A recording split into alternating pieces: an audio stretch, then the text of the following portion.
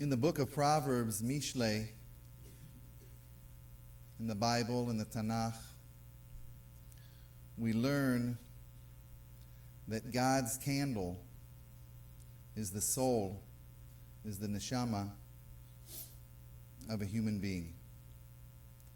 Ner Hashem Nishmat Adam. We're going to begin today by lighting a memorial candle, really symbolizing Marvin's spirit, Marvin's neshama, making it his way, its way, back to the source of all life, Makor HaChaim. I want to ask Denise and Ellie and Avi to come up and light the candle, please.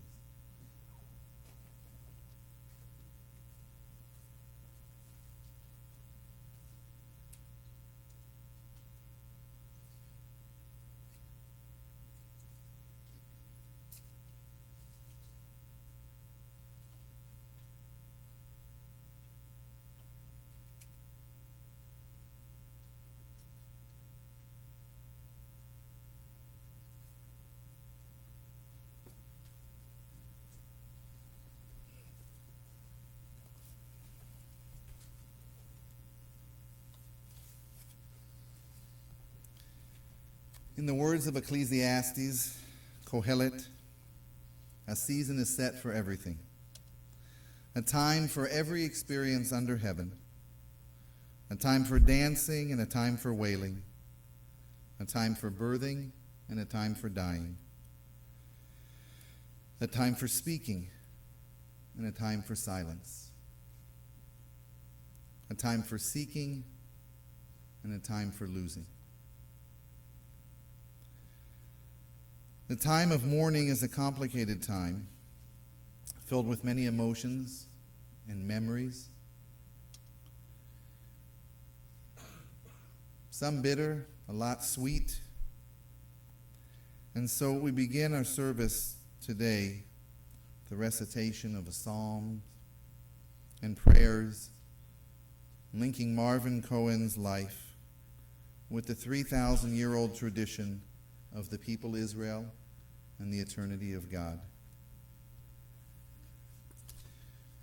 We're going to begin with Psalm 23, which we will say first in English and then I'll chant in Hebrew. Feel free to join me. A Psalm of David. The Lord is my shepherd, I shall not want. God makes me to lie down in green pastures, leads me beside the still waters. God restores my soul. God guides me in straight paths for God's name's sake. Yea, though I walk through the valley of the shadow of death, I will fear no evil, for you are with me. Your rod and your staff, they comfort me. You prepare a table before me in the presence of my enemies. You have anointed my head with oil, my cup runneth over. Surely goodness and mercy shall follow me all the days of my life, and I shall dwell in the house of the Lord forever. Mizmor leDavid,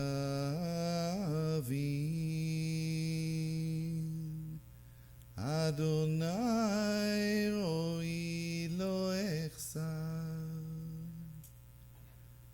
bino deshe arbitzeini, al mei mnuchot yanaleini. Nafshi shover,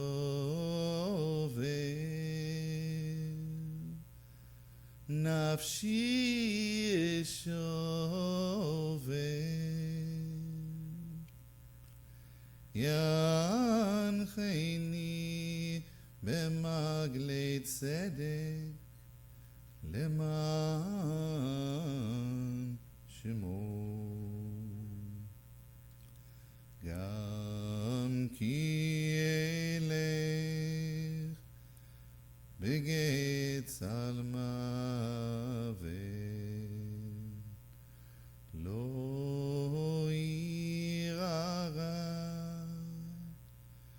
כי אתה עמדי, שבטך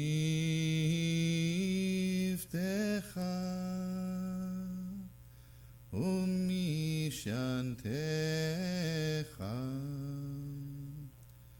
שבטך ומשענתך, המה ינחמוני. תערוך לפני שולחן, לפני שולחן, תערוך לפני שולחן, נגד צוערי. דשנת בשמן ראשי, דשנת בשמן ראשי, דשנת בשמן ראשי, כוסי רוויה.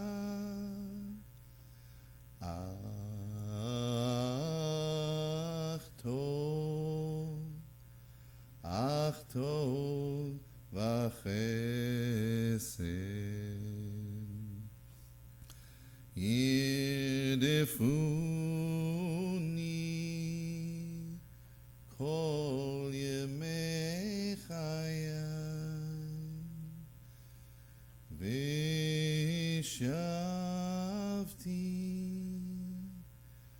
ושבתי בבית אדוני,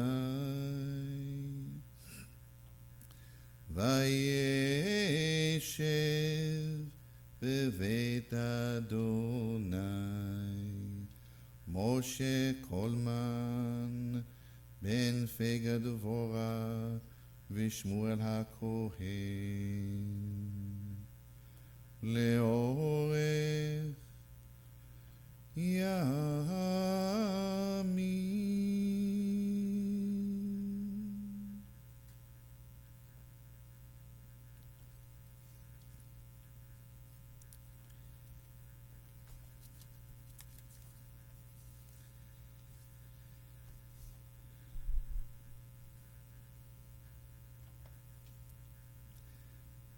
ואלו הדברים אשר דיבר משה. And these are the things that Moshe spoke. Marvin's Hebrew name is Moshe, Moshe Coleman. And we just read this Sabbath the beginning of a new book, the last book of the Torah. The book of Devarim, the book of Deuteronomy, is called in Hebrew what it's called because it's centered around not just the words that Moses spoke, but really the things he tried to say and how he lived his life, which I find as someone who feels a lot of camaraderie with Marvin as a partner in healthcare, as a chaplain, but also someone who did not know Marvin personally. But I couldn't help but think about him as we were reading those first words from the book of Devarim. I noticed that some of those Devarim that are captured in a meaningful way outside our husband, uncle, Cohen, Jacksonville, Coca-Cola, and Jayhawks, surgery, RX, CRMC, medicine, and shalom.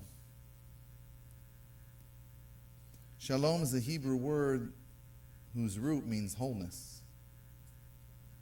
So even in the brokenness of loss, we try to come together today to give each other, and particularly Marvin's family, and especially Denise, some wholeness in a time of brokenness and loss. This is a particularly sad day, which Denise and I talked about on Friday. Because in the history of the Jewish people, this is the saddest day of the year, saddest day of the Jewish calendar. And it kind of represents an amalgamation of a series of losses. We're also just coming off of the Sabbath that's known as the Sabbath of Vision.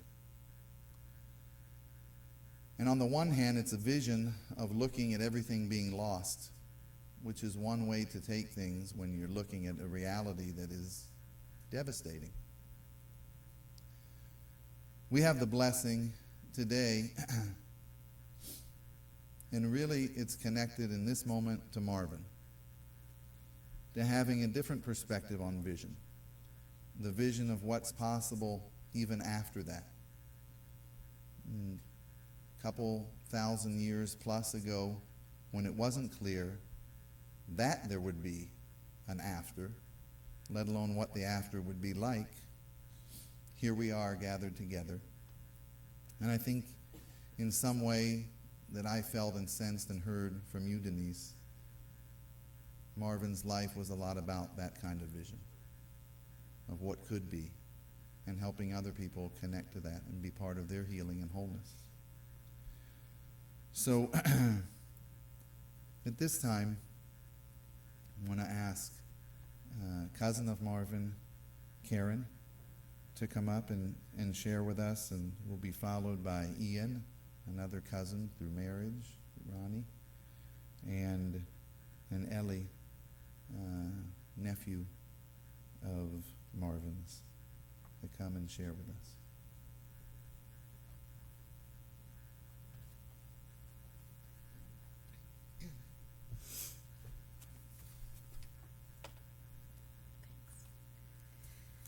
I'm going to read some thoughts that were written by my brother-in-law and sister, who are not here. They're in Baltimore, but they sent this. And this is from my brother-in-law, Menashe. The highlight of my life as a young teen was being in the youth choir at KI Synagogue. The Cohen family, they were the leaders of this group. My brother and I loved the synagogue, loved to sing, and these kids shared our feelings. We were keen to hang out with older teens that were smart, nice, and downright cool, and they could sing. Marvin was the brilliant one in the group, had bright red hair, which in itself was really cool, and was the cantor for the High Holiday Youth Service. The youth service was a complete service. Nothing was left out. We were amazed and impressed how he could sing his way through the entire 2 to 3 hour service, standing patiently at the podium in a room full of teens who had limited interest and attention span. My brother and I had limitless attention span because he inspired us with the beauty of his voice, his calm and sincerity. Marvin had learned the service from a series of homemade vinyl records that the cantor had made for him, and his diligence and calmness in learning it was the same diligence and calm that he eventually applied to his medical studies and practice. Years later, when I was dating my wife-to-be, Barry Tolchinsky, visiting at her home one time, in walks the entire Cohen Junior Choir leadership team, all grown up. It turns out they were my wife's first cousins, and they were the older kids I looked up to. By this time, Dr. Marvin was the go-to guy in the family for advice, guidance, and care for every medical situation. I consulted him many times for issues in my family over the years. The high holy days are coming up soon. I will be going to synagogue. I will watch the back of the cantor's head, and like always, I will be pretending to be a one-man choir, imagining a shock of bright orange hair, and like I always do, I will really hear his voice and the melodies he planted in my heart. Like every year, I will remember Marvin and be inspired. And this is written by my sister, Barry. Marvin and I grew up together, first cousins living in the same city. He was about 2 or 3 years older than I. As a child, it seemed like he was always taking something apart, tinkering or reading comic books. As a little kid, the things he took apart were small: a clock, a radio, an old TV. I do not know if he was taking things apart in order to put them back together, or taking them apart to see exactly what was inside. Mostly, I don't recall that he put stuff back together as much as he took it apart, leaving all sorts of things scattered across his bedroom desk to the consternation of Aunt Fanny. As he got older, he thankfully started taking stuff apart in order to fix it and put it back together. Things like cars. From this point onward, until he reached full adulthood, he didn't talk much to me. In fact, I rarely saw the whole of Marvin. Oh, I would see his legs or an arm or even his head periodically, but not the full total Marvin, and that was because he was perpetually underneath a car. I wondered, how many times do you need to change the oil in one car? But Marvin was always doing just that. Perhaps he was draining the radiator, changing hoses, air filters, or something else. To me, at the age of 14, it seemed like one oil change after another. Every now and then, he might emerge for a short while, hands black, smudged face, red hair sneaking out of the dark grease in his hair. But the next time I came over to Aunt Fanny and Uncle Sammy's, Marvin was in the same spot on the driveway under the car. Yes, Marvin was fascinated by how things worked, and as he grew up and he took interest to an all-new level. He took his interest to an all-new level. Now he wasn't taking clocks or radios or cars apart. He was taking people apart and putting them back together. An expert surgeon, well known for his precision and skill, in high demand. Marvin made the big time. How proud we all were of him. Imagine that grease monkey in the operating room. And then one very dark day, he had to take apart my sister, Linda, and put her back together. It took hours. I'm sure that his skillful hands and focused mind helped her live a little longer than she would have had she not been his patient. He put everything he had into putting Linda back together, and for over a year it worked. He told us that any other surgeon would have given up, but he persevered, cleaning, removing, mopping up as much as humanly possible of the disease that had grabbed hold of my sister. So Marvin, I want to thank you on behalf of all the women out there whose sisters and brothers who you took apart and put back together, for the lives you saved and those that you extended, for your perseverance and your little boy curiosity that took you so far in life.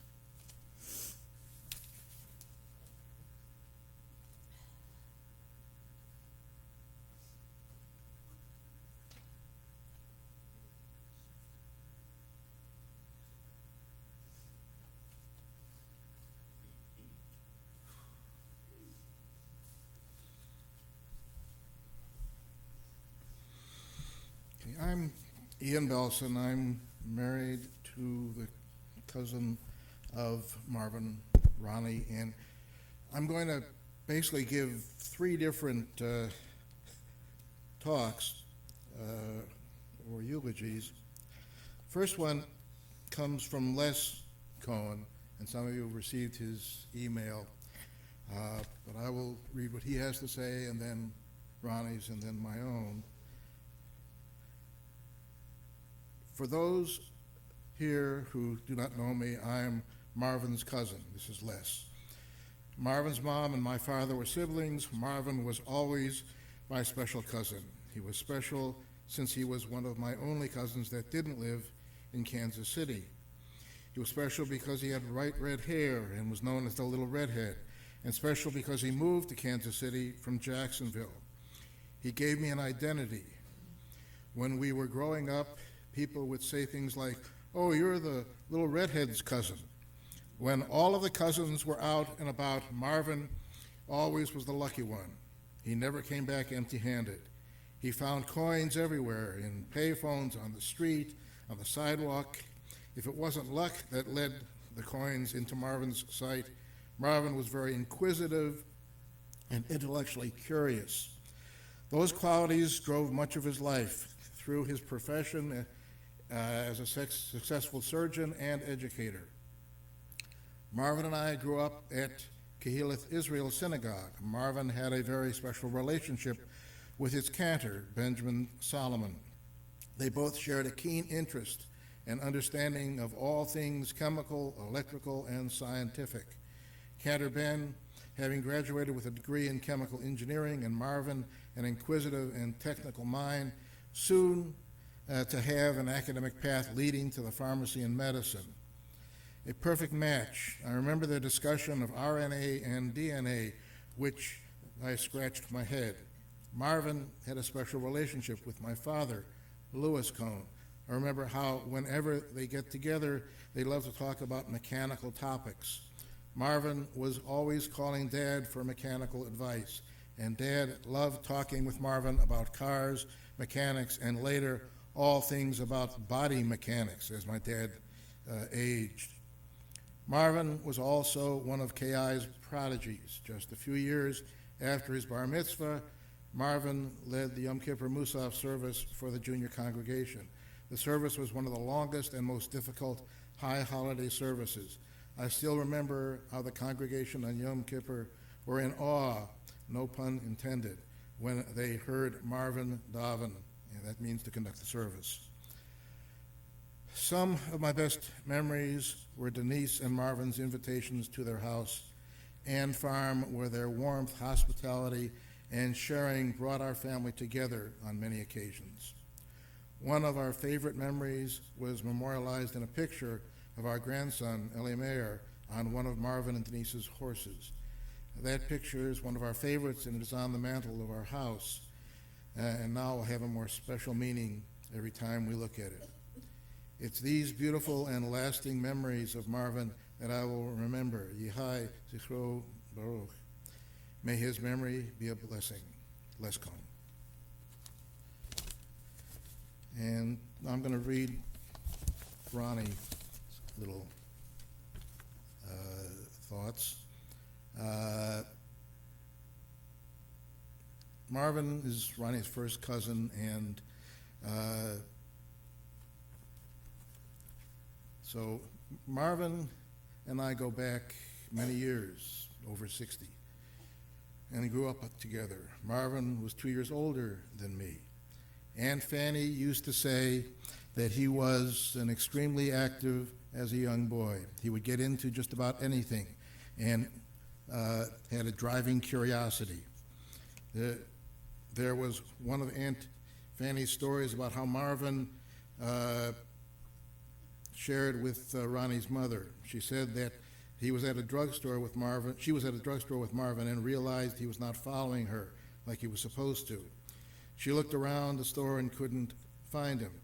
Aunt Fanny, who was already in a state of panic, thank goodness was able to find him. She couldn't believe her eyes when he looked up and saw him crawling out of a drawer that holds a bunch of greeting cards. You can imagine how excited she was to find him in one piece. There was another story of Marvin jumping on the bed and fell off, hitting his head. Fanny and Sam, Marvin's parents, thought he might have had a concussion, so they took him to the ER. Fortunately, he was okay. Just say that Fanny and Sam had a very busy time trying to keep up with him. When we were a little older, Marvin, Les, and I used to work at my dad's warehouse. Later, others joined him, such as Marvin and Bernie Schulman and Ronnie's younger brother, Jack. My dad gave all the kids in the family who wanted to work at the warehouse an opportunity and homemade Social Security cards. After all, you can't work without a Social Security card. That was my dad's first lesson to all the warehouse working kids. Many of times, Marvin and I would have a lot of fun together, climbing up and down the cases and working in the back of the line, putting cans on the conveyor belt. We were known to play hide and seek. The warehouse was a great place with all the aisles of stacked cases. There were so many places to hide. Once in a while, we would get a little too loud, and my dad would try to quiet us down. Every day, Les and Marvin and I looked forward to sitting in the front office and eating lunch together, most of all drinking Coke, Marvin's favorite. It was fun drinking Coke in the warehouse because my dad used to let us go to the Coke machine and pull out a bottle. Then we would pop off the caps from the bottle with the cap opener, which was mounted on the wall. We actually had more Coke than we had lunch. In the summer heat especially, Dad would let us have several bottles throughout the day when we got thirsty. We used to use the water fountain, which was fun too. It was nice sitting and eating lunch with Marvin. He would have his favorite tuna salad sandwich and carrots. We would spin the rolling office chairs like a merry-go-round. We'd just sit and talk and laugh together. There were lots of giggles. Sometimes, if we had work the time before work, we would even play some cards together. On one special warehouse activity was to have measurement put on the wall with a pencil line with the name and date on it. I was shorter than Marvin, so he was proud that his measurement line wasn't the lowest or the shortest. As we got a little older, Marvin, Libby, Les, and myself were very active in KI's junior choir. This is when KI Synagogue was located at 63rd and Meyer Boulevard in Kansas City, Missouri, just down the street from here. When we would carpool with Aunt Fanny to go to choir practice and even Hebrew school, we would all meet at Meadowbrook Junior High School. That's where Marvin and Libby went to school. Then either Aunt Fanny or my mom would take us to KI. We enjoyed the junior choir. Marvin, although shorter, would stand out with his voice and red hair and freckles. The choir was divided into two parts, the low side and the high side. Libby, Marvin, Les, Bruce, and Mike Efron and others were on the low side who knew that the Efrons would soon be a part of our family. Me and the others were on the high side, so it worked out quite nicely. Whoops.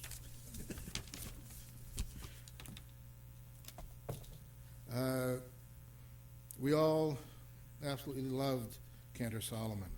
We looked up to him for his musical talents, fun personality, and intellectual curiosity. The Cantor also always had several projects going on. In his office, you could see lots of electric pieces lying around on his desk. Marvin was intrigued by all the electronics. The Cantor ultimately put together a learning lab for the bar and bat mitzvahs. We would sit at the table and with dividers, so each student had his own area and earphones. The Cantor would make recordings of different haftorahs people were learning, and we would listen to them through the earphones.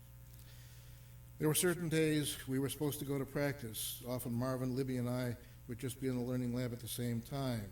When it came for Marvin's bar mitzvah, Cantor Solomon started a new experiment for the Haftorah trope and services. Marvin was his first pioneer experiment at learning via sleep teaching recording, which Cantor Solomon made for him.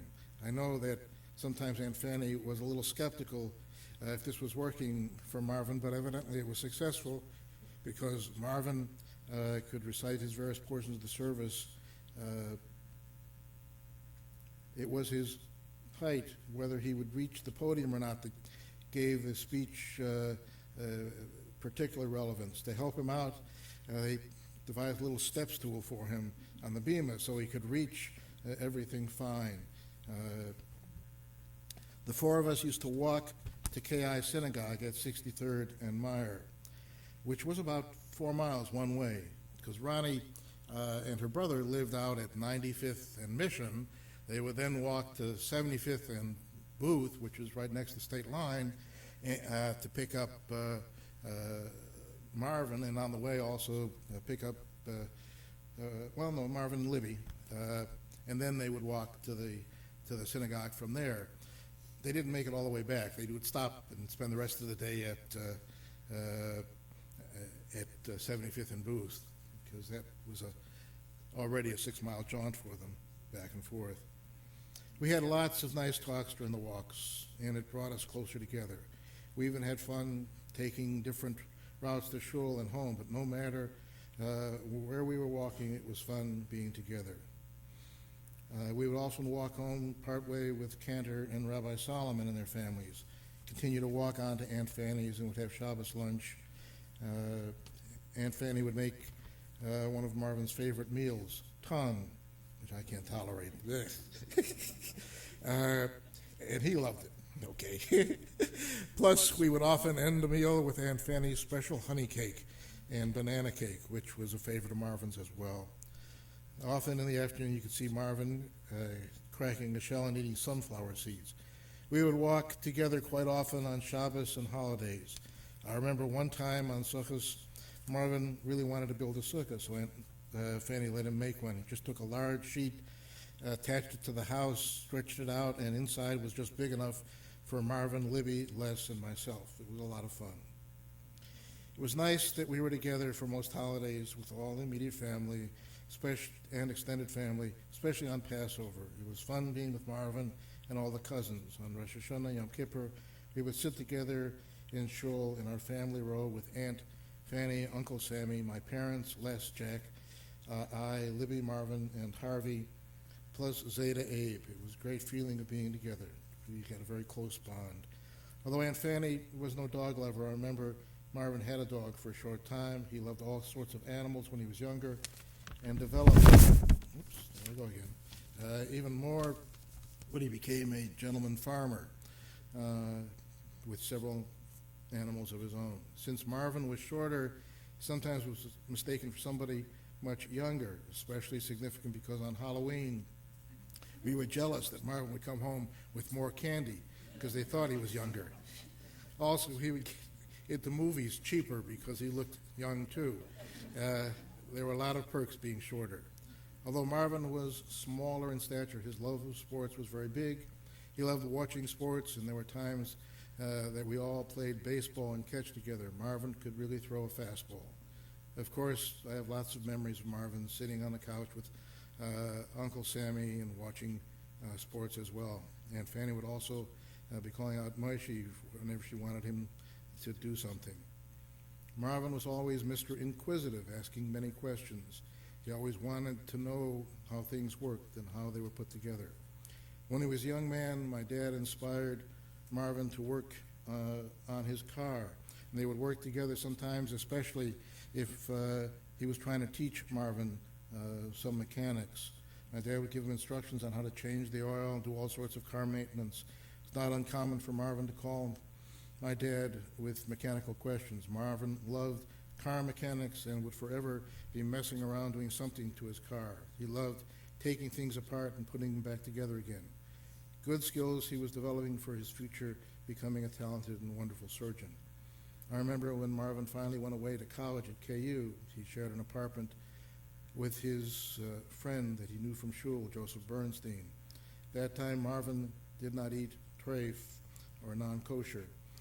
So every few weeks, Aunt Fanny and Uncle Sammy would take a trip to Lawrence to deliver kosher food so Marvin could maintain kashrus. One Sunday, after Libby's wedding, Marvin, his cousin Irving, and I drove up to KU. Marvin was studying to be a pharmacist. He took great pleasure in showing us around the chemistry labs where he worked, and showing us all the test tubes, etc. He gave a good tour explaining everything. This was the first time I saw Marvin in an academic setting, and you can see how intelligent and knowledgeable he was. I remember when he was accepted to KU Medical School, he was so excited, and we were so excited for him. The years passed, and Marvin became a wonderful, talented, caring surgeon who was very well respected in the community and loved by his parents. He took much pride in his practice and his accomplishments. However, to make his life complete, he married Denise, who was a nurse. He had been in love with her for many years. On December 28, 1996, Denise and Marvin finally got married. Marvin was a wonderful doctor, a very warm, down-to-earth guy. He was quiet in his own way, caring, and very compassionate. He was a true mensch, loved by all. I'm glad I had the opportunity of sharing a part of Marvin's life with him. Love you always, Marvin.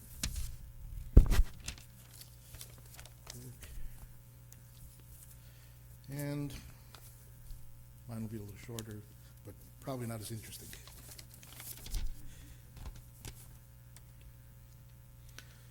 The body that was Marvin will soon be returning to the elements and ultimately to the star stuff, which my daughter will recognize from what I say every Shabbos, from where we all came and where we all go. Such is the symmetry of all life and ultimately the universe.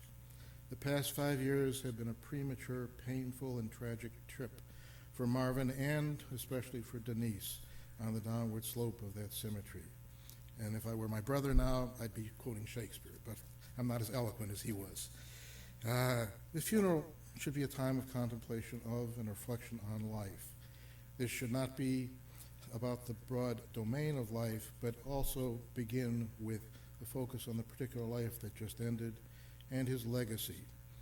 It begins with deep sadness and a palpable sense of loss that we all here who knew Marvin are feeling. But it should empower and motivate us with energy of that feeling of loss, and we should all turn to celebrate his special and specific life. I have known, yet not known, Marvin for 45 plus years that I've been a part of our shared family, but perhaps even more importantly, part of the same profession.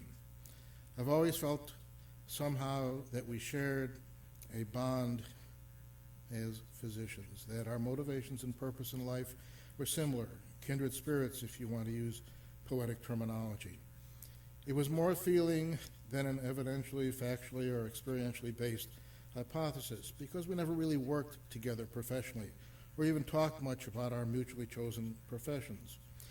Then Friday I read his obituary from the funeral home, and I don't know who wrote it, but I suspect that most of the ideas came from Denise, who knew Marvin better than any other person on this planet, and not only shared a deep love with him, but shares the special deep compassion and empathy for other human beings that underpins why most of us are in the medical community.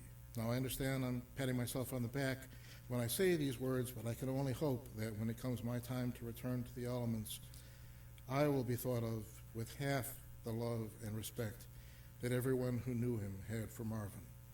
When I read the words from his obituary, and as I've come across some of the many patients who he has helped, plus the people that worked with him, it validates the unspoken commitment and bond that we in the medical field and sciences have to make the world a slightly better place than we were when we were born into it. Marvin certainly did that and much more, one patient at a time. Through his education of and partnership with nurses and other health care givers, he multiplied many times over his influence on improving the lives and well-being of hundreds, if not thousands of people. He is the empathic, compassionate, caring, quiet, calm, and consistent epitome of all the best that humanity can be when we humane beings follow our heart and use our brains to manifest a very old Jewish commitment to partner with the God and or nature and heal the world. Tikkun Olam.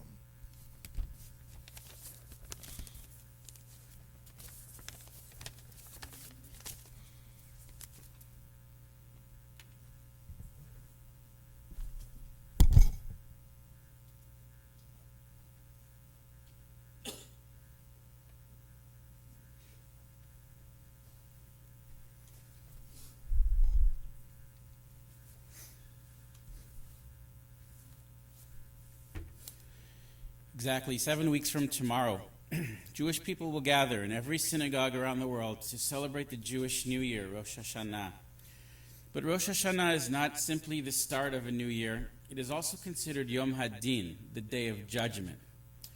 One of the most powerful prayers recited on this day begins with the words Unisan et Tokef and includes the following text.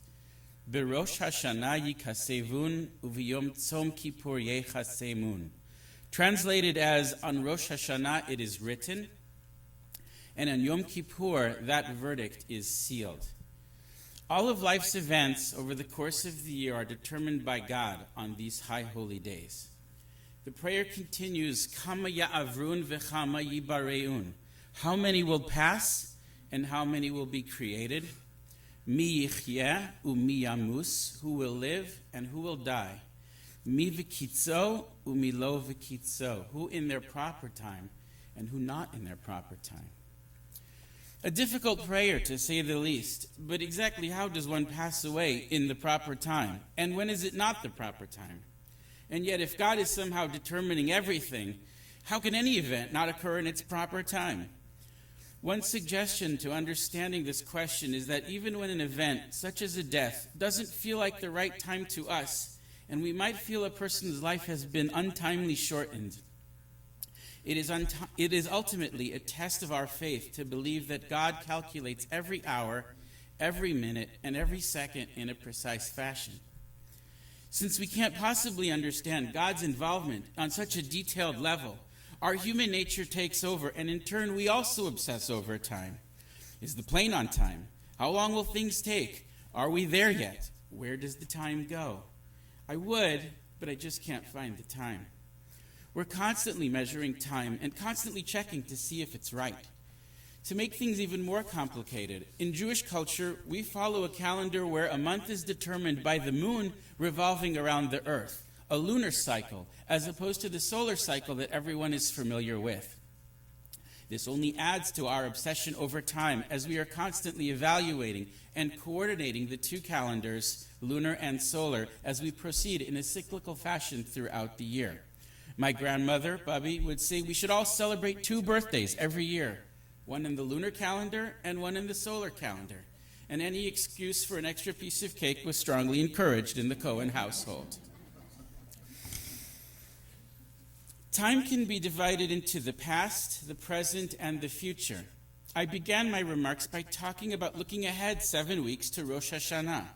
Or perhaps we could look back and focus on the past year and reflect how much has changed. But the present that we find ourselves today has a duality in nature. On the one hand, we are here to say goodbye to my wonderful uncle, Marvin Cohen. To many of you, he was Marvin. To many of you, he was Dr. Cohen. To a few of us, he was Uncle Moishi, a Yiddish nickname of Marvin's Hebrew name Moshe. But being that I was Marvin's first nephew, he felt that those names were all too formal for a nephew-uncle relationship. And he lovingly said that at least until I was 5 or 6 years old, I should refer to him specifically as Uncle Moishi, sir.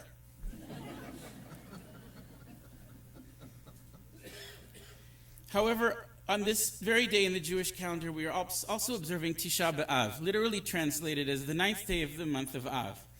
Tisha B'Av is a culmination of a period in Jewish history known as the 3 weeks, a sad time when many tragic events occurred, but ultimately leading to the destruction of both temples that once stood in the old city of Jerusalem. On Tisha B'Av, many Jews throughout the world have a custom of not eating or drinking, not shaving or cutting one's hair, not wearing substantial shoes made of leather, and even sitting directly on the floor, all as signs of mourning and devastating loss. Uncle Marvin was one of 3 children. My mom was the oldest, next was Uncle Marvin, and the youngest was my Uncle Harvey. I remember them all to have been very close as siblings, and with Uncle Marvin's passing last Thursday, all 3 children have passed away during this mourning period known as the 3 weeks. Although separated by many years, there is actually only a 10-day period on the calendar in which all 3 have passed. But they are not alone in passing away during this time period. The biblical figure Aaron, known in Hebrew as Aharon HaKohen, the brother of Moses and the original Cohen, also passed away during this time period. In fact, the Torah tells us the exact date, the 1st of Av, just 9 days ago, And this is the only yahrzeit, the anniversary of one's death, mentioned in the Torah. I wondered if I could find a connection between the passing of my mom, Uncle Marvin, and Uncle Harvey, and their great ancestor, Aaron. Oftentimes in Judaism, difficult situations can be explained through the use of numerology, a system which uses numbers to represent words, and words to help give meaning and connection. Each letter of the Hebrew alphabet is assigned a numerical value, and therefore letters can be arranged in the form of words, and the words will have a numerical value when you add the sum of each of its letters.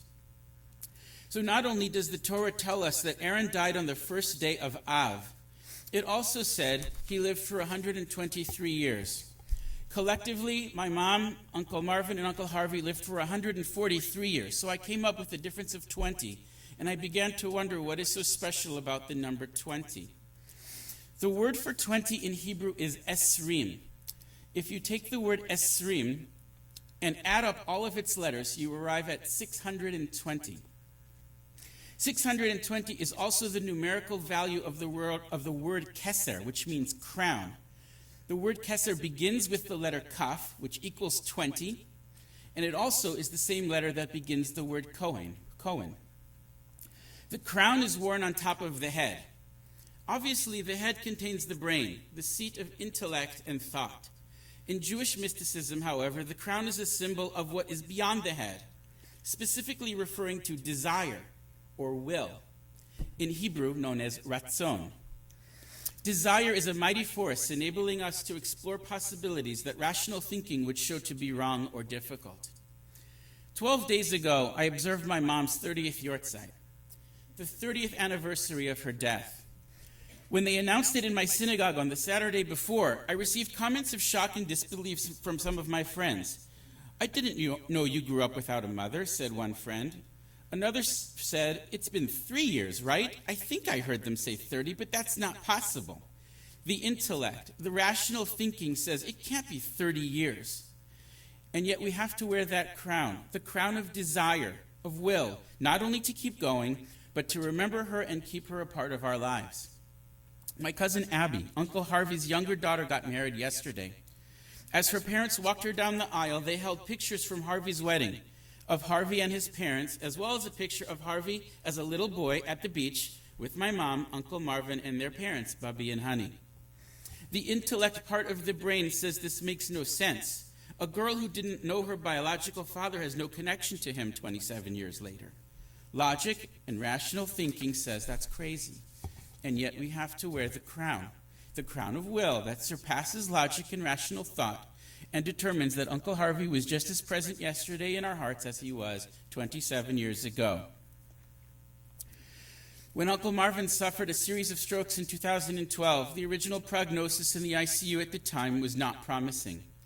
His incredible medical team, which included his friends and colleagues, used every bit of logic and rational thinking to try to figure out a way to get him back to the Uncle Marvin we all knew and loved. But they didn't yet know about the crown. They didn't yet know about his crown. The crown of desire and strength that would defy logic, giving him more time, more interactions with his friends and family. The crown that gave him the will to attend his retirement party, travel and see live concerts, and even meet the President of the United States. Aunt Denise, the crown that you have goes beyond anything I can comprehend. You championed a team of caregivers and changed your home, your lifestyle, and devoted every cell in your body to care for Uncle Moishi. You, with the help of all of his caregivers, defied all logic, all rational thought, all intellectual reasoning, and used desire and will to extend Marvin's life. I can't pretend to know God's calculations, but the prayer on Rosh Hashanah that talks about the passing away in the proper time, I think you helped make sure that 2012 was not the proper time. Denise, you've been a part of the family as long as I can remember. You were with us in the hospital 30 years ago, took amazing care of Bubby and Honey and Uncle Moishi, and I thank you from the bottom of my heart. I know I've met Vince and Cindy, but I want to have the opportunity to thank all the doctors, nurses, OTs, PTs, speech therapists, and anyone else. So if you can, please introduce yourself to me. I just want to say thank you. And if any of you ever have a patient that reminds you of Uncle Marvin, just ask to see if they too have a crown. And if not, then they're probably just being stubborn. Although the spirit of today is one of tremendous sadness, there are so many stories about my uncle that I want to share with you. His love, generosity, humor, and even sarcasm were unparalleled. As my Aunt Sally in St. Louis used to say, everyone needs an Uncle Moishi. As kids, one of the highlights of Friday night dinner at my grandparents' was waiting in the family room in the house on Booth Drive and hearing two distinct sounds. The first was the closing of the front door, and the second was the sound the car keys made when they fell into the metal bowl that was placed in the living room. That's when we knew Uncle Moishi had arrived from the hospital and he would be joining us for Shabbos dinner. He'd come in and Bubby would say, "Let me kiss the keppel." He'd bend down so Bubby could kiss his head. The fact that even he would have to bend down to allow his mother to kiss him certainly speaks to the familial height restrictions of the Cohen family. And then, by the time dinner was over, Uncle Marvin was fast asleep in the chair in the living room. As kids, we had no need for summer camp, as Camp Uncle Moishi at 8831 Juniper was always open. Equipped with luxury accommodations, including a private swimming pool, multiple TV sets, movies, snacks, freezers full of ice cream, this summer camp was a winner hands down. Even at night, when the adults watched a movie, we would sneak out of our rooms and watch from the balcony that led to the third-floor bedroom. We did rough it once, though. We did go camping out in the backyard with Uncle Harvey, pretended that the pool was our lake, and we did allow ourselves into the house if we needed to use the bathroom. Uncle Moishi really did spoil me, my sister Tammy, and my brother Avi. He opened up his home to us all summer long. We went to air shows and baseball games. He bought us train sets and car racing sets. We always received them with the boxes already open. Not because he bought the open box item, but because he would build the train set or the car racing set and play with it for himself, at least for a few weeks before giving it to us. He did make me work a little bit for him, though. He'd go to work in the morning and give me tasks like cleaning the pool, cutting the grass, or washing the car. He always paid me, but he taught me a work ethic in the process. It is no coincidence that the name of this month of the Jewish calendar, Av, has the same meaning as the word father. The biblical figure Aaron that I mentioned earlier was known as a lover of peace and one who chased after peace, an Ohev Shalom and a Rodev Shalom. In a sense, a loving father who made sure everything was okay with the people and brought people together. Uncle Marvin's dedication to medicine not only saved the lives of his patients, but their families as well. Keeping families intact is exactly what a father is supposed to do. And in the last 5 years, so many people came together to repay him for all that he did for others. I mentioned before that my mom, my Uncle Harvey, and my Uncle Marvin all passed away in a 10-day period in the calendar. However, the 7th day of Av is the day that both Marvin and Harvey passed away. Although 27 years apart, two brothers passed away on the same calendar date, and the anniversary of the deaths, the Yortzites, will now be observed simultaneously. I was surprised to learn that this is not the first time that this has happened in the family. My great-grandmother, her brother, and her father all passed away on the 18th of Adar, which usually falls out around February or March. I can't begin to know the significance of this, but I'd like to suggest something unique to Uncle Marvin and Uncle Harvey. Harvey's Hebrew name was Chaim, which means life. My grandfather was Shmuel ben Chaim, Samuel, the son of Chaim. For many years, Uncle Harvey lived with Uncle Marvin. They had an apartment together, and Harvey lived in the house on Juniper for some time as well. Although Uncle Moishi has left life in this world, he has joined his brother and father, and of course mother and sister, in a new life in the next world. And perhaps the number 7, which was present at the time of Marvin's passing, and the number 30, corresponding to the number of years over which all 5 members of the family have passed, both demonstrate completion of a cycle. 7 corresponding to days of the week in a cyclical form, and 30 being the days of mourning that have been our tradition for thousands of years. I want to conclude by sharing with you what happened 9 days ago. Over the last few years, Antonis and I have been texting back and forth to keep in constant communication, especially with respect to Uncle Marvin's health. Some texts might have included a picture with him and Nora and a message that he had a great day at speech therapy. Other texts were less encouraging and maybe informing that he had a spiked fever or he needed to go to the hospital. Last Friday, I was at my home in New Jersey grilling some chicken before Shabbos, and I wandered over to our garden. Finally, seeing some tomatoes and some zucchini coming up made me think of Aunt Denise and her garden. My enthusiasm warranted a phone call, as a text message was not sufficient.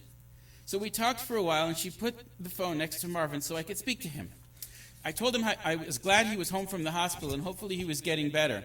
I told him I missed him, and I was thinking of coming to visit on Labor Day. I again told him I missed him, and that I would hopefully see him soon. I finished chatting with Denise, and other things seemed status quo, and I went back to my grill. I thought about it afterwards, and although I said I miss you 2 times over the phone, I didn't say I love you. And then I thought, well, that's okay. After all, I'm not saying goodbye or anything like that. I'll be out there in just a couple of weeks for Labor Day. Well, obviously things changed. The plan God made for us last September on Rosh Hashanah came to fruition this past Thursday evening, and the time has now come to say I love you.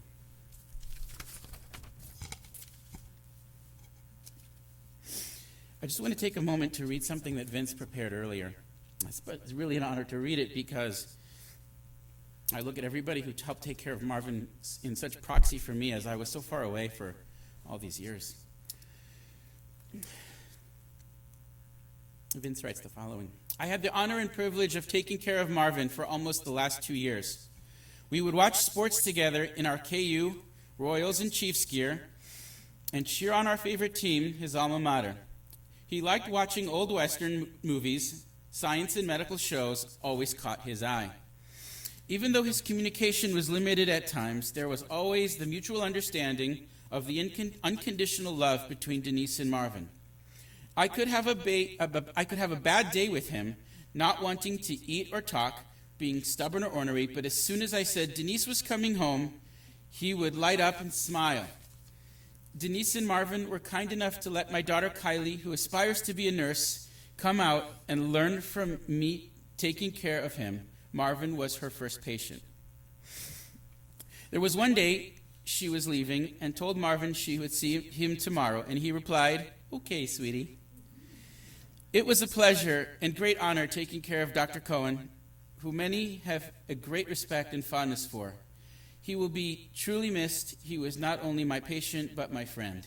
Vince. Rock, Chalk, Jayhawk, go Marvin.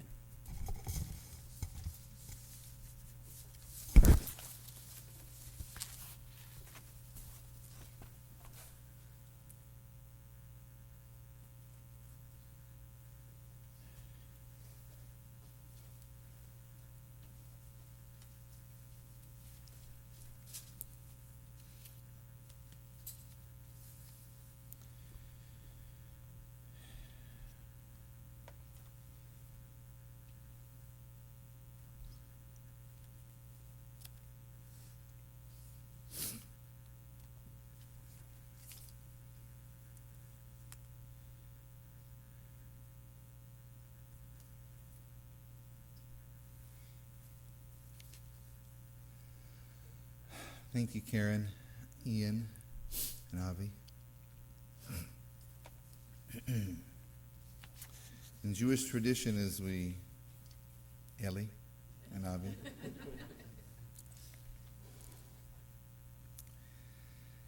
In Jewish tradition, as we transition from this part of the service today, it's customary to connect the letters of one's Hebrew name who has died. In this case, we'll take Moshe, to a part of Jewish tradition. So Moshe is a 3-letter name. It begins with a mem, like an M.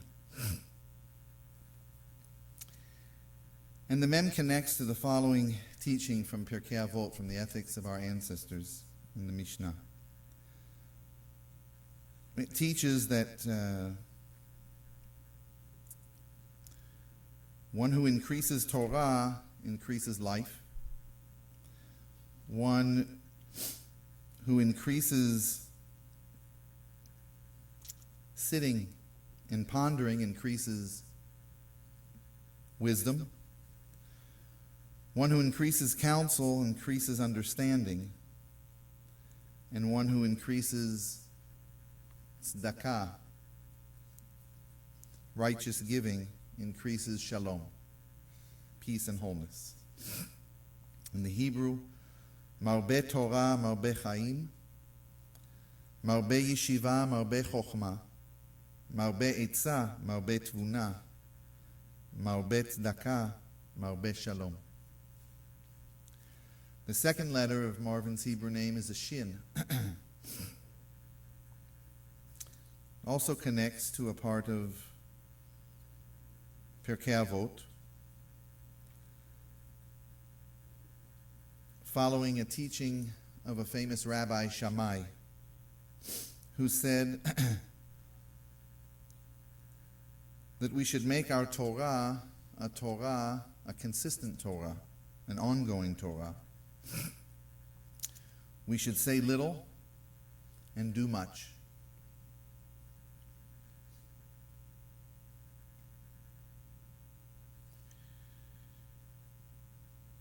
And this part really seems to connect strongly with Marvin. That we should greet every person with a shining countenance, with an accepting love. Shammai Omer, Aseh Toratcha Keva, Emor Ma'at, V'aseh Harbe, והווה מקבל את כל האדם בסבר פנים יפות. And lastly, which really connects to what Eli, who was sitting next to Avi, said,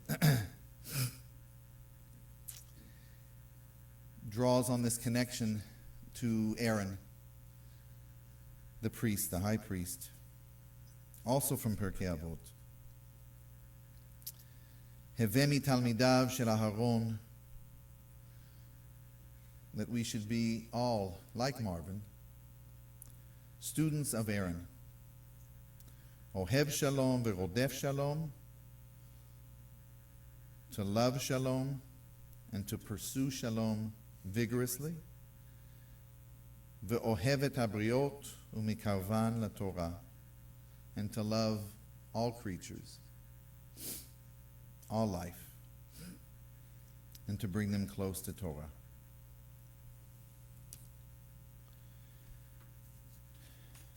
I want to read a few words now from parallel biblical literature known as Ben Sirach before we continue with the traditional memorial prayer El Malei Rachamim, and then transition, taking the Aron outside and making our way to the cemetery. We are all destined to die. We share it with all who ever lived, with all who ever will be. Cry for the dead. Hide not your grief. Do not restrain your mourning. But remember that continuing sorrow is worse than death. When the dead are at rest, let their memory be a source of peace, and be consoled when the soul departs. Death is better than a life of pain, and eternal rest is better than constant sickness. Let us not seek to understand what is too difficult for us, not search for what is hidden, not be preoccupied with what is beyond, for we have been shown more than we can comprehend. As a drop of water in the sea, as a grain of sand on the shore, are our few days in eternity. The good things in life last for a short time, but a good reputation, a Shem Tov, endures forever.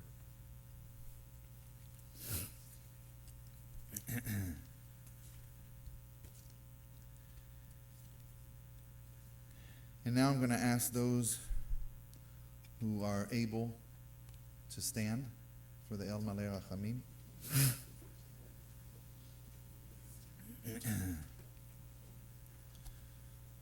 First, in English, we turn to God, who is full of rachamim, full of mercy and compassion.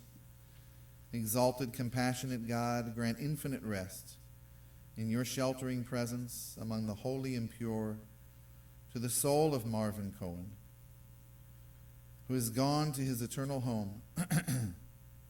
Merciful One, we ask that our loved one find perfect peace in your eternal embrace. May his soul be bound up in the bond of life. May he rest in peace. And let us say amen. El male rachamim shochen bamromim hametzei menucha nechona tachat kanfei השכינה במעלות קדושים וטהורים כזוהר הרקיע מזהירים את נשמת משה קולמן בן פייגה דבורה ושמואל הכהן שהלך לעולמו בגן עדן תהא מנוחתו. אנא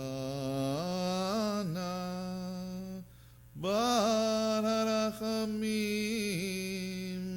הסתירהו בסתר כנפיך לעולמים וצרור בצרור חיים את נשמתו. אדוני הוא נחלתו וינוח בשלום על משכבו ונאמר